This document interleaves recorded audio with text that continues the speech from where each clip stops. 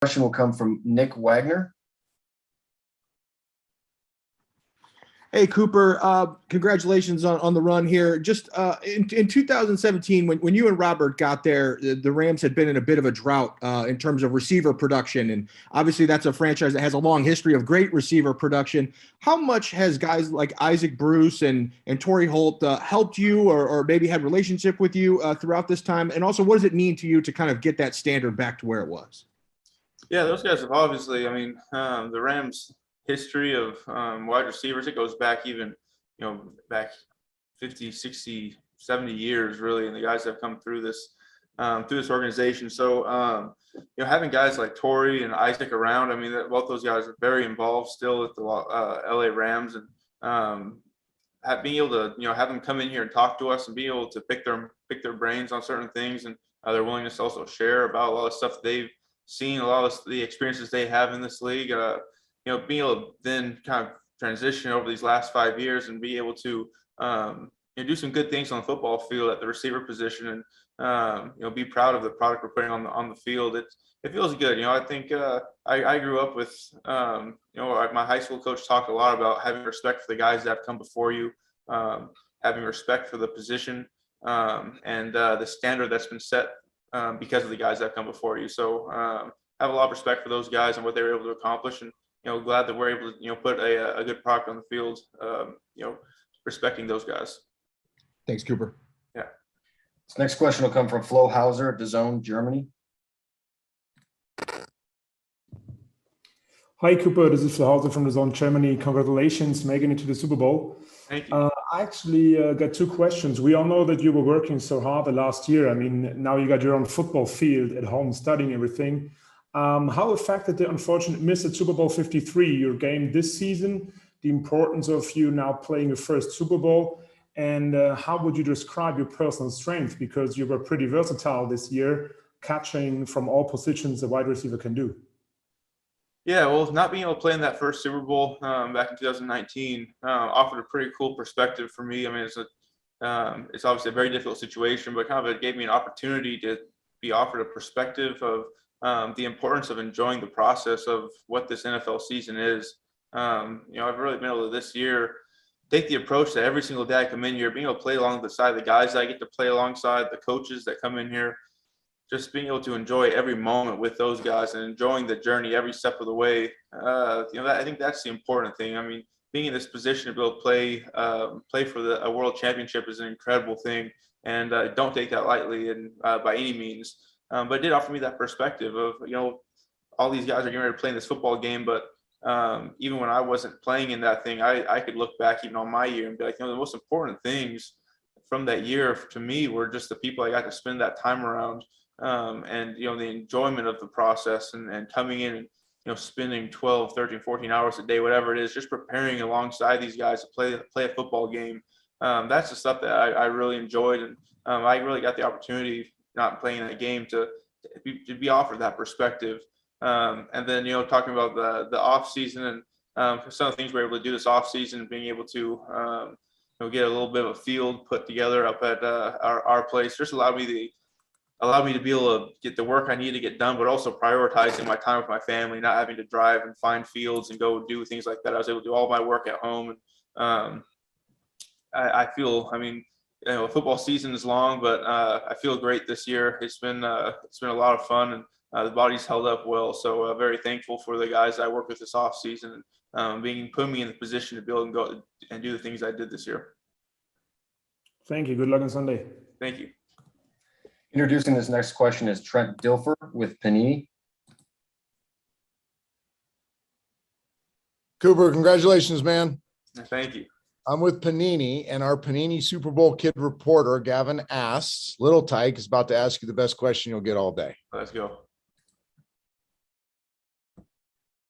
Hi, Cooper. Congratulations on making it to the Super Bowl. Thank you, man. My question is, what drives you to be the best you can possibly be in life? I think that really comes down to my faith. I believe that God made me with a purpose, that He gave me the passions and the talents to pursue a specific thing. I found out I feel like I found that at a young age, I realized that football was something that I just felt like when I was playing football, he was well pleased with what I was doing. That was just what I was supposed to be doing. I just felt like I just had a supernatural calling. Like, this is what I want to pursue, and I was able to go all in on that. And then the great thing was, because I knew that this is something that God had given to me to pursue, that that is my drive wasn't to achieve anything for myself in any regard. There weren't like goals or anything that I wanted to achieve or any honors, anything that I was striving for. It was really about each day being able to wake up and say, I want to be the best that I can possibly be, for no other reason than that God has put me here, and I want to honor that and respect that to the best of my ability. So now I get to come into work with the greatest purpose, with the greatest drive, with the greatest goals in mind, because that is the perspective I get to take. So that's really what drives me in everything that I do, whether it's being the best football player I can be, being the best man I can be, being the best son, the best husband, the best father, all that stuff. And so that's kind of the perspective that I take, and what drives me when I wake up in the morning. I have the same faith. Thank you for answering my question. Good luck at the Super Bowl. Thank you so much. Appreciate you, man. All right, next question is coming from Susie Colbert at ESPN.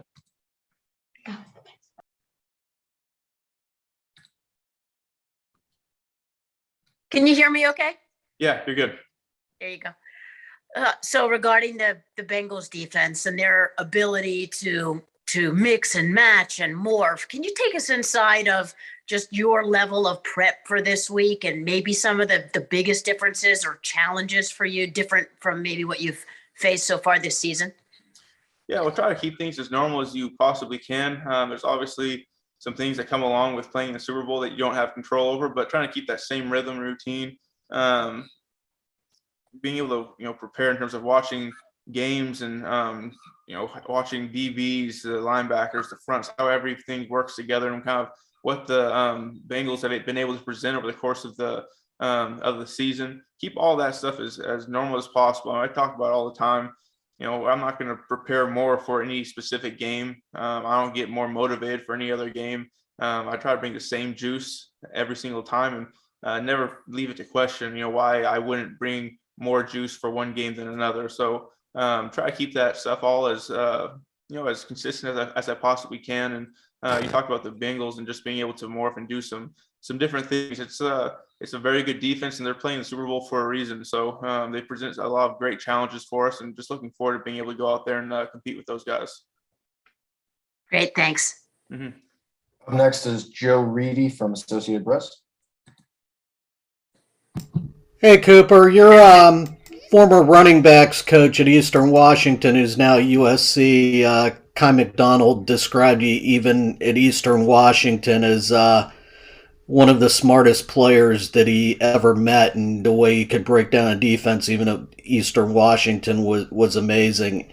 Just growing up and going through high school, when did you start picking up on that, learning things, and were there different offensive systems or coaches that you kind of learned from? Yeah, well, Coach Mack is great. I'm so proud of him and the things that he's been able to do. So really glad that he's over there at USC. That's a really cool thing. But yeah, I think to answer your question, I've always been someone that loves to learn. No matter what it is, I love to be a learner. I try to take an attitude I try to be as open-minded as I possibly can in discussions. I just want to hear all different angles of what's going on. I want to be able to dive into a lot of different things, whatever it is, it's history, if it's football, if it's whatever it is. I just love to be a learner, and because I have such a passion for football, I think early on, trying to understand every little piece of this game, it just gets deeper and deeper and deeper. I remember in high school feeling like, I think I've got a pretty good grasp on things here. Getting to college and understanding that you didn't know anything. And so, that's just been one of those things that's just been continuous growth.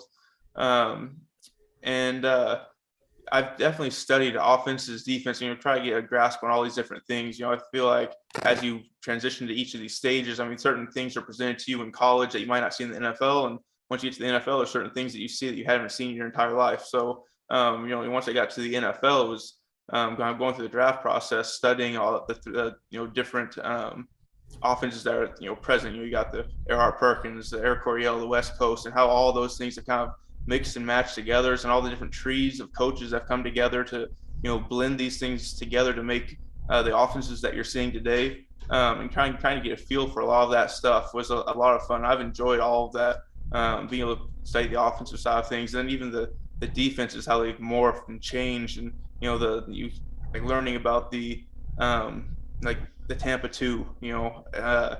Things start off playing cover 2, you start running seams against it. Down there in Tampa, they start having this Mike run through to take away some of those seam runners, and now the offense has to adjust and find ways to attack Tampa 2.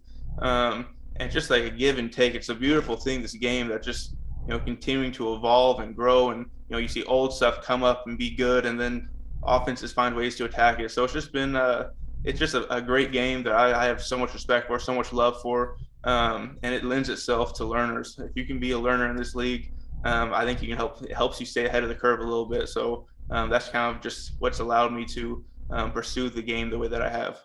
And just following up, you've had many clutch third down catches this season. Does the Tampa one stand out, or is there any other that you like the most? For third down specifically? Yeah. I don't know.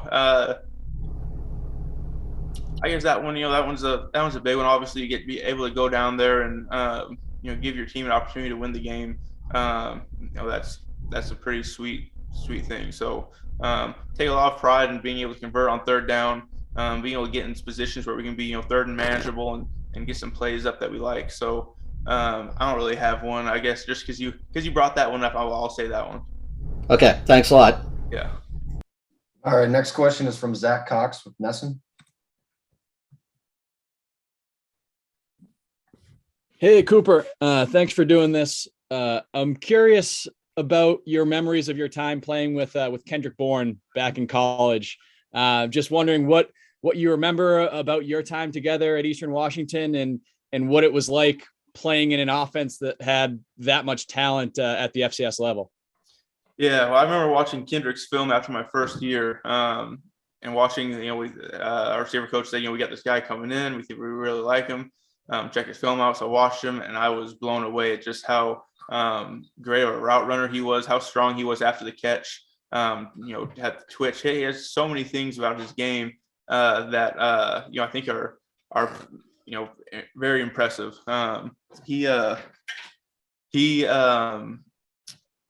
continued to grow too. I mean, he came in. He ended up truing as a freshman, and just continued to get better and better year after year. And the little inside scoop, I guess, on Kendrick is, before our last year together, I actually sat down with him and I told him straight up. I said, "You are a better receiver than I am." And if he was able to get kind of some things in order, he was going to just take off. And I think he really did just that. And you've seen kind of his career arc, just kind of moving into the NFL and getting better year after year after year. The things that he's doing, I just, in my conversations with him, just the mentality that he has now, you can just hear it in the way that he talks about this game. He's locked in on things, and he's going to be a really good receiver in this league for a long time, because that mentality just can carry him over, and he's got so much room still to improve, and he's just going to eat up that space. So it was just so much fun playing with him. We had so many good receivers on that team, so many good football players. It was a really fun time for me. Have you guys kept in touch since you've been on your kind of respective NFL journeys? I've seen him give you some shout outs on social media and everything like that. Yeah, we keep in touch for sure. Kendrick's my guy. He's his personality, the guy that he is, the joy that he plays this game with. It's infectious. He made things so much fun for us. So yeah, I'll always keep in touch with KB and the things that he's doing. So I'm always pulling for him. Awesome. Thanks, Cooper. Yeah. Up next is Miles Simmons from Pro Football Talk. How's it going, Coop? That's good. Good to talk to you, man. Congratulations on all your success. Yeah, thank you. So with Odell, I mean, he didn't get to you guys until mid-season. Just how was he able to get up to speed so quickly, and why has it worked out so well? Well, one, obviously when you had Odell come in, the plan wasn't for him to have to learn this thing as quickly as he did.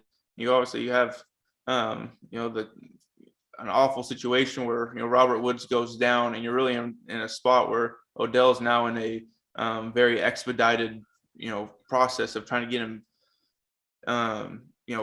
integrated into what we need to do, and trying to learn this offense in the season without really being able to have as many reps as you do. You go through training camp, you go through OTAs, and all that. You have all this time, all these opportunities to get reps, and he didn't get to have any of that.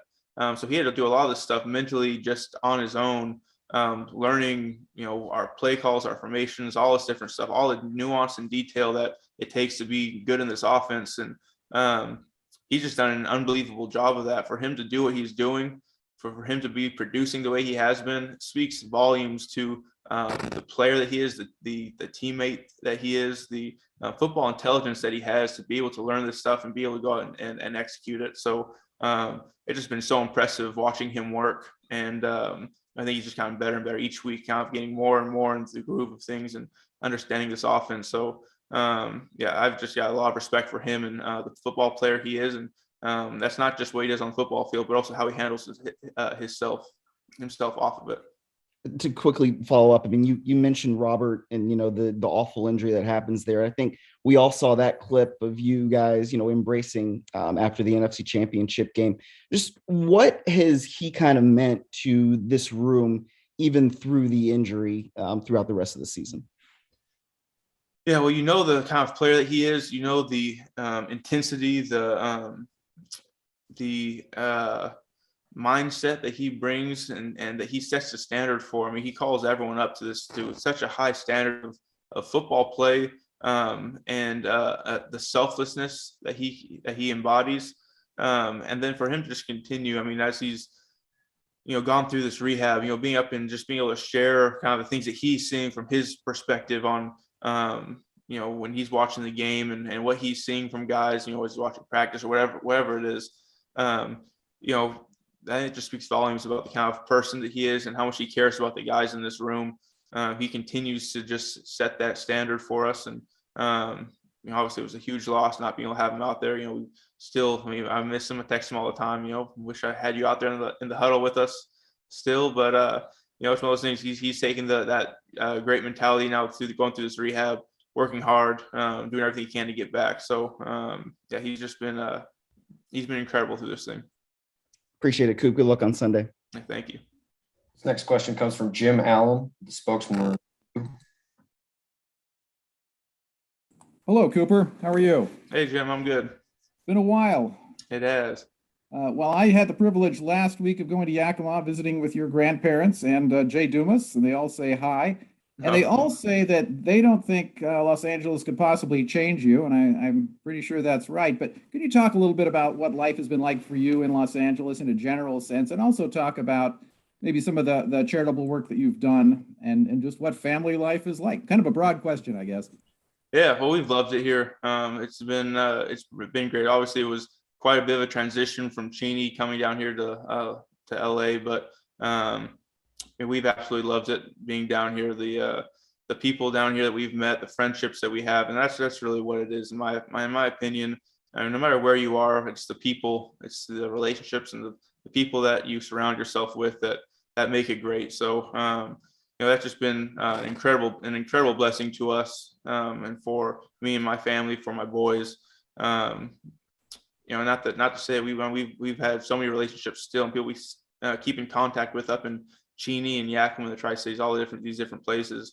But the thing that's consistent following all those places is just the people that we've been able to meet there. So that's just made it a great transition for us. And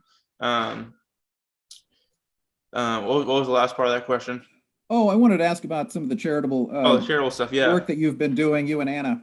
Yeah, well, I think we're in a place that we get to try to highlight. I mean, we obviously have things that we want to give to, that we want to be a part of, that we want to, causes that we believe are doing some good in this world. And whether it's with veterans, whether it's with trafficking, whatever it is, there's a lot of things that are going on in this world, a lot of people doing some really good stuff, and just trying to highlight the good that's happening in this world where you see so much negativity.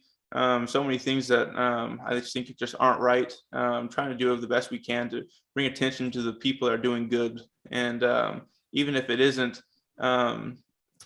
something where monetarily there's things that people do, but just highlighting organizations. So if it is just time or just the even sometimes it's just knowing that this is going on and that people are working for the good of this world. I think that that goes a long way. So some of those things we just want to be able to highlight and allow people to see some of the good that's happening. All right, this next question comes from Dylan Schefter at NFL Slime Time. Hey, Cooper. Okay, hi. So I have a question. So for every kid that plays football, the Super Bowl is literally their dream. So how far back can you remember thinking about playing in the Super Bowl, and what did your dream look like back then? That's a great question. I remember the Super Bowl for us, in the Kupp family, the Super Bowl was basically another holiday. I remember we used to always have the Super Bowl parties. My dad would make his big old plate of nachos or whatever. It seemed like regardless of what the game, who was playing or whatever it was, and we just had such a good time. So many great memories wrapped up in watching the Super Bowl. And it is the pinnacle of this sport. It's competing for a world championship.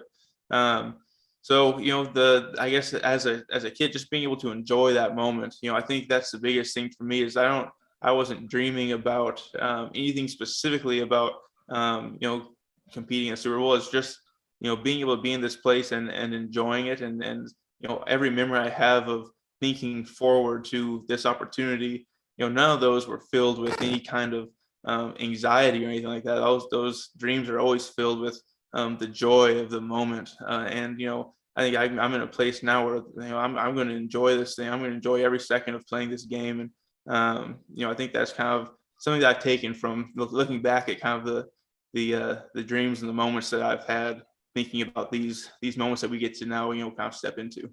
Yeah, thank you so much, and congrats again. Thank you very much. All right, this next question comes from Jordan Rodriguez, the Athletic. Hey, Cooper, how you doing? I'm good.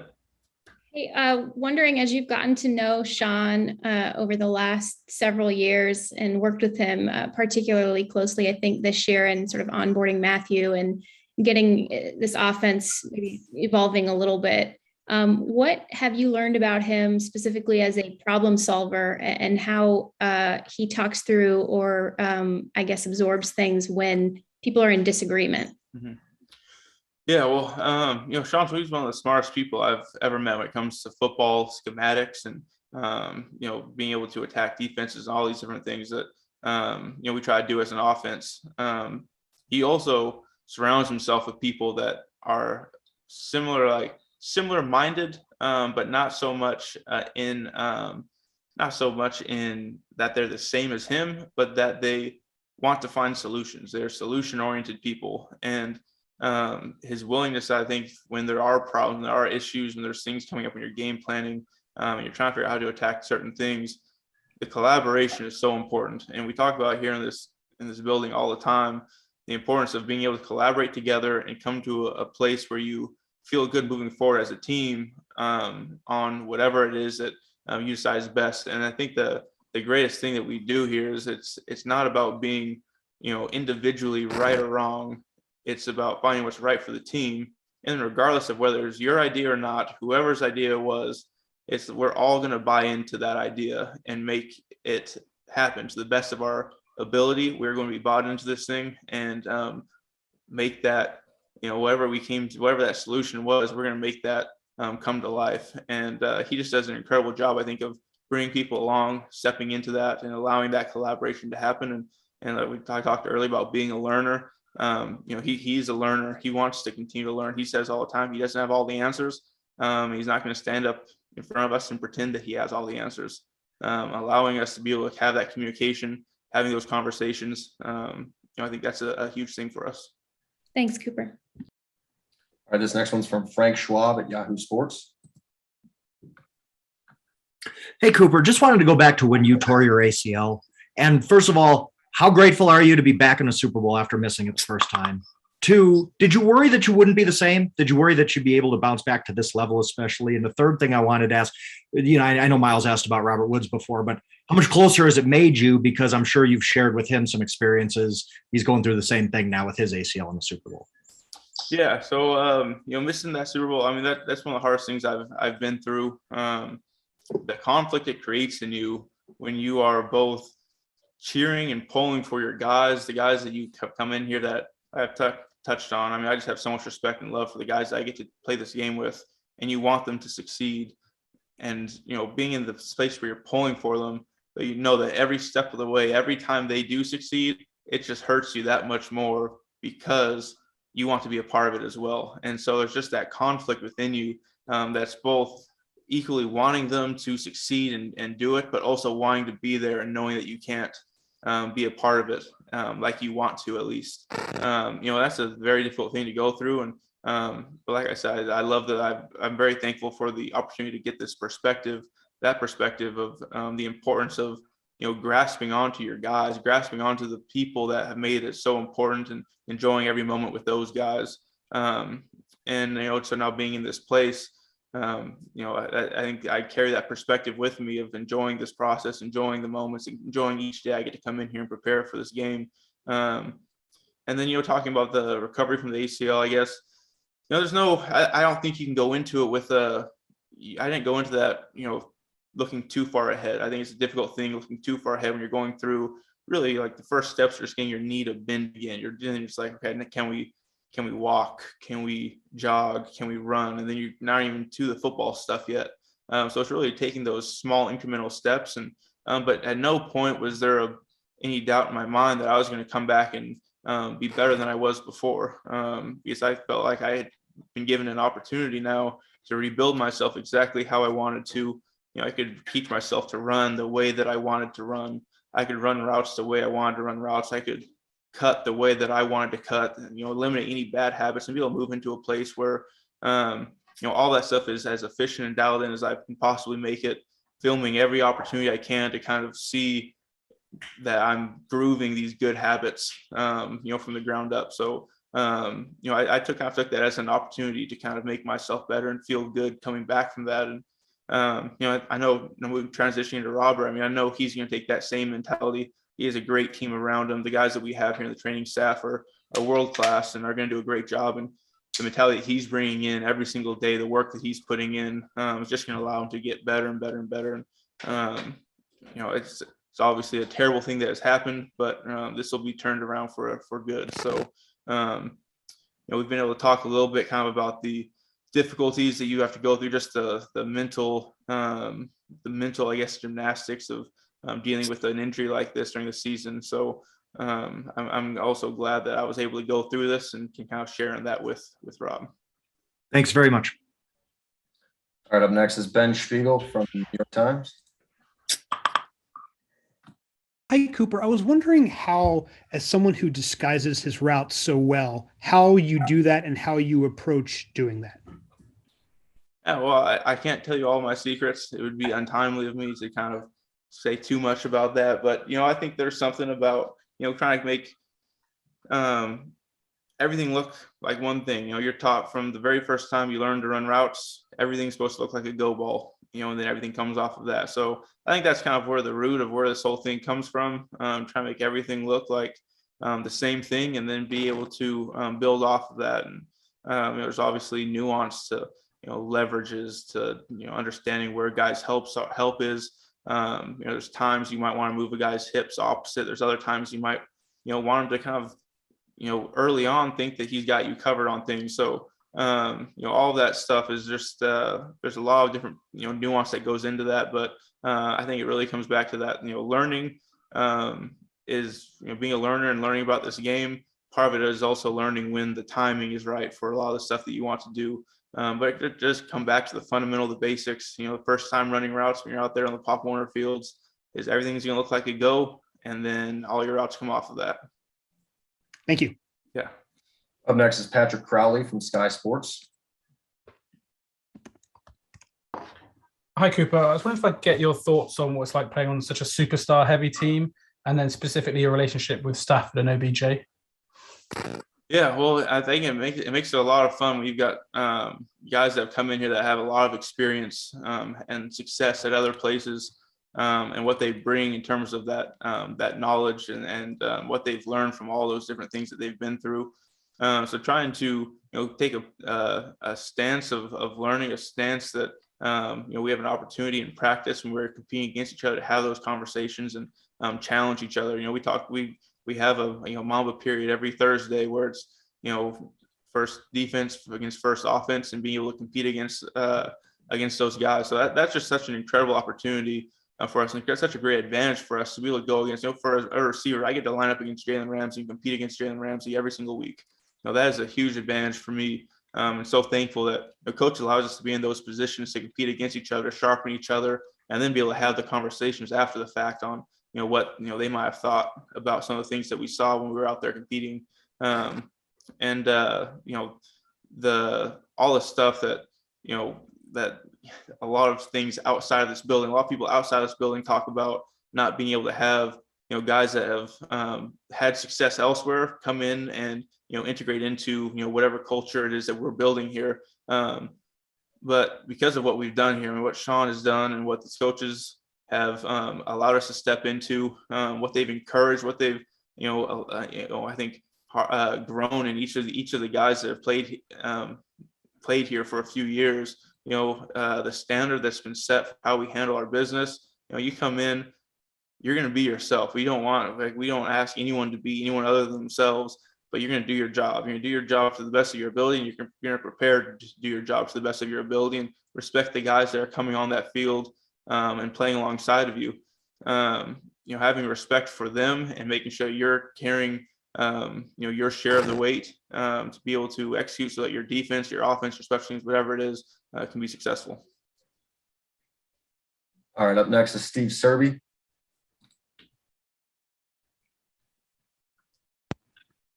Can you hear me? Yeah, you're good. How you doing? What are your emotions now that your parents, who did not go to the Super Bowl 53, will be at the game this Sunday? And were you on the sidelines during that Super Bowl 53? Yeah, I was. Oh, you were? Okay. And what are your emotions that now they get to watch you in the biggest game of your life, whereas 3 years ago they didn't? Yeah, I mean, it's a great thing. I mean, my parents have just been amazing in terms of their support for me throughout my entire life, coming to games, allowing me to go through, even just thinking back on my parents allowed me to go through high school. I didn't have to work a summer job. They, were able to, they said, look, we'll take care of that. We just want you to, get ready to pursue whatever it is that you want to pursue. So I had that time that I was allowed to just whatever it was I loved. I loved football. I was able to go all in and just go to the camps I wanted to go to. I was able to go work out when I wanted to. I was able to go to the field when I wanted to. So I'm just so thankful for them for allowing me to pursue what I was passionate about. It was a huge blessing for me. And now, being able to be in this place where they were able to come and watch me be able to play in the Super Bowl, it's a great feeling. I'm very thankful for them. And now, I think, my dad just probably he never eats on game day or anything like that. So I told him, this is just another game. Don't get too worked up or anything like that. But it's going to be really cool. All right, Cooper. The next question comes from Stacey Dale, NFL Network. Hey, Cooper, thank you so much. Congratulations. Two quick ones, if that's okay.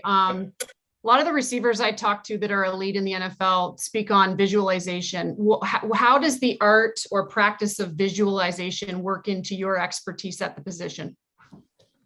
Yeah, that's a great question. My grandpa actually, from an early age, he taught us. He's a huge on visualization. He played in the league for quite a while, and he used to lay back on his pillow at night and just being able to visualize plays over and over and over again, him doing his job and doing it well over and over again. And it's interesting because I think it can kind of be a difficult thing to do. I think, in terms of, at least I'm talking about myself here, when I'm able to think back and just try to visualize myself going through plays, I think a lot of times your brain tries to show all the different things that can go wrong, as well as you try to go through this thing and visualize plays, visualize yourself making these plays. But it's so important. I think it allows you to have the reps to be able to anticipate things as you see them, be able to work through problems that might come up, before you see them in a game and it's go time. So the visualization, I think, is a huge part of my game, a huge part of a lot of the guys that play in this league, and allowing yourself to, just be a step ahead and be able to see some things, before they happen. Amazing. And very quickly, thanks for your time.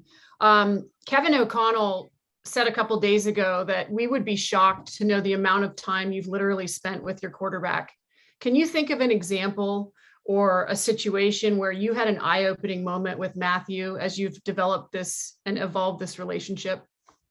Yeah, well, I don't know. There's definitely some specific, there's been plenty of times, I guess, where I can't talk about them. I can't talk about them specifically, but there's been plenty of times where we're kind of working through things, talking through an idea, talking through something that we're seeing in terms of what the coaches have presented, and feel like there's, a little nuance to this thing that we can say, hey, if we get this look, this is how we want to do it, and being on the same page with that throughout the year, multiple times throughout this year have actually come to life in games, and have been, huge plays for us. So it's being able to spend that time together, being able to go through the film together, being able to see things as a receiver from the quarterback perspective, which is why I love watching film with quarterbacks, because as a receiver, the better I can be on the same page with them, the better that I can, be where they need me to be, the better it's going to be for us as a team. So I just kind of take that approach. And then as these things kind of come up, we're able to, give ourselves a wider range of successful outcomes, I guess. You count on Sean does a great job putting us in great positions all the time. But for the few times that it's not the perfect play, for us to be able to find ways to be able to make it come to life, and give that, like I said, a wide range of successful outcomes, no matter what we're going to see, it kind of allows us to live in that world. I'm sorry, very quickly. Do you sit in the quarterback's room with those guys? Oh yeah, no, and that's where we watch our films in the morning, our film in the mornings. That's where we kind of do all of our stuff. I meet with the receivers, but anytime I can hop in with the quarterbacks as they're finishing up stuff, I spend time with them in there, kind of hear those conversations and things like that. Awesome. Thanks. Up next is Emmanuel Morgan from the New York Times. Hey, Cooper. So when you look back to like when you first got in the league and when you were in college, what one or two skill sets do you think you developed mostly that kind of helped you get better at getting open?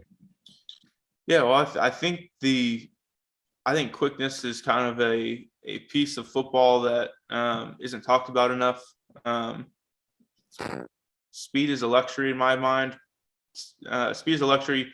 Quickness is a necessity. If you can't separate and create separation at the top of routes and be able to have enough twitch to be able to move people at the line of scrimmage and things like that, I think you have a hard time separating in this league. And there's certainly guys that can get by without it. Guys that have are longer, have great catch radius, are able to make contested catches consistently. There's certainly ways around that. But quickness is something that I've tried to develop, and as early as I can remember, it was always a point in the off seasons of kind of developing the quickness, and then also being able to maintain it based on all the different cuts that you do. And so that's kind of something that for me, I think is a big advantage. For sure. And then a quick follow up. How did Nick Edwards kind of help you when you were in college, and how close are you with him now? Yeah, so when I came in, when I got to Eastern Washington, he was just going into his senior year, and really because of the things that he had done throughout his 5 years there, it actually allowed me to redshirt that first year, because we had three All-Americans there. Nick Edwards, Greg Hurd, and Brandon Kaufman were three All-Americans there. They also, the fourth was Ashton Clark, who's a great friend of mine, who's a really good receiver as well. So those four guys really, the things that they had put on film and the players that they were, gave me an opportunity then to redshirt and continue to learn, continue to grow as a football player. So then Nick, ends up transitioning after 2 years to becoming my receiver coach. So we were able to grow together kind of through that whole process as well. And he's meant a ton to me. He's, as a coach, challenging me, pushing me, kind of instilling me the that attitude where he is a learner as well, and he wants to, be able to be the best coach that he can be in this league. He wants to give his guys as many tools as possible, and being able to have a coach like that was a great blessing for me. Yeah, we still stay in touch. We talk all the time. All right, up next is Kurt Sandoval, KABC. Hey, Cooper, it's such a commitment to get to this level. When you look at some of your teammates, whether it's Andrew Whitworth, Robert Woods, Aaron Donald, and their commitment, if you were talking to a 16 to a high school student or a college student, what would you tell them that separates God-given talent, commitment? What piece of wisdom would you offer a young adult? That's a great question. I think pushing through when times get difficult. Perseverance is an incredible trait to have as an athlete, as a human being. Let's just talk as a human being in general. Perseverance is, if you have perseverance, you're gonna be able to push through a lot of things into some really great areas. There's a lot of difficult things that you go through in life as a football player, certainly, but in life in general, there's a lot of things that get thrown at you, and being able to persevere, being Les Snead calls it anti-fragile. Being in a place where you can push through difficult times, that you can find it within yourself to overcome adversity and be able to respond to adversity, and not allow adversity to cause a response that would either be running away or avoiding that thing, but being able to push through it and respond positively, allowing yourself grace to learn from failure, I think is another thing where failure doesn't mean it's over. Failure is just an opportunity to learn, to move forward, to adjust your plan and go at it again. I'd say perseverance. Having perseverance in this world is, I think it'll get you a long ways. Really appreciate it. Thank you. Yeah. All right, we have about 4 minutes remaining. Appreciate everybody's patience. This one will go to Jason Romano at Sports Spectrum. Yeah, hey Cooper. This is so great that you're here doing this, and we follow you on Instagram. You post 1 Corinthians 9:24-27, which talks about running the race and getting that prize. It's been quite the race that you've run this year. When you think back to the beginning of this year and where you are now, what do you think is the great lesson that God has taught you and shown you when you look at this year? Man, that's a wonderful question. I think the thing that he has taught me is that you will find that you are most fulfilled. You will find the most joy when you are rooted in your purpose, specifically rooted in his purpose for you.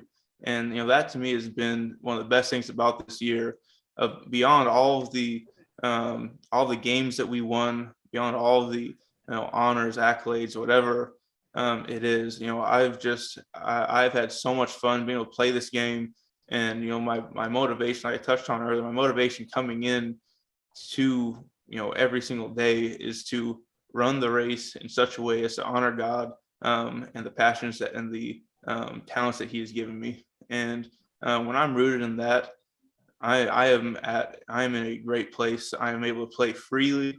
I'm able to love my teammates. I'm able to be a better man, a better football player, a better husband, a better father when I'm living in that place. And I truly believe beyond all that stuff, we had not won a game this year, but I had spent that time and was living in that place still of living freely.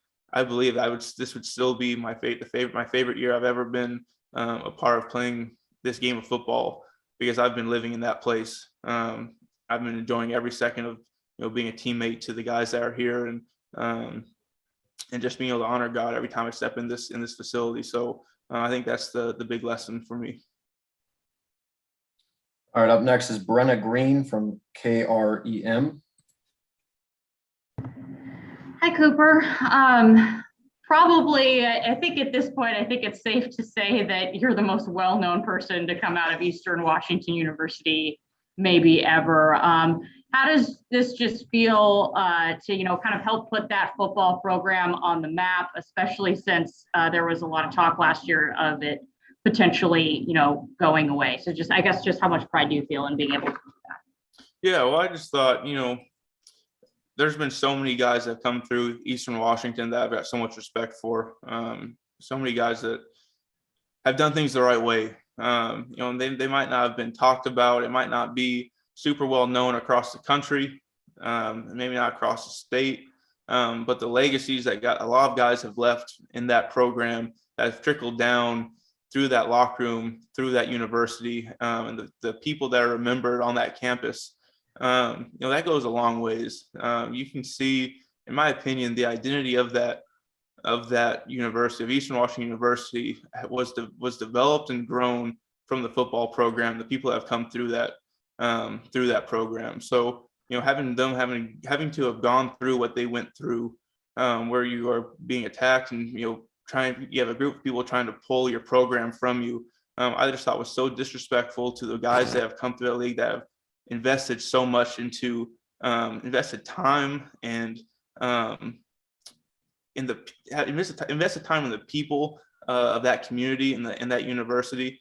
Is just such a it's a heartbreaking thing to see. But I'm glad that they were able to come out the other side of that, because there's so many good people there in Cheney, so many good people at that university that deserve a group of people that are pushing this program forward, pushing that university forward. And I have a ton of pride as an Eastern Washington Eagle, and super thankful for the opportunities they gave me and for the people that are there in Cheney. So it was a tough thing to see.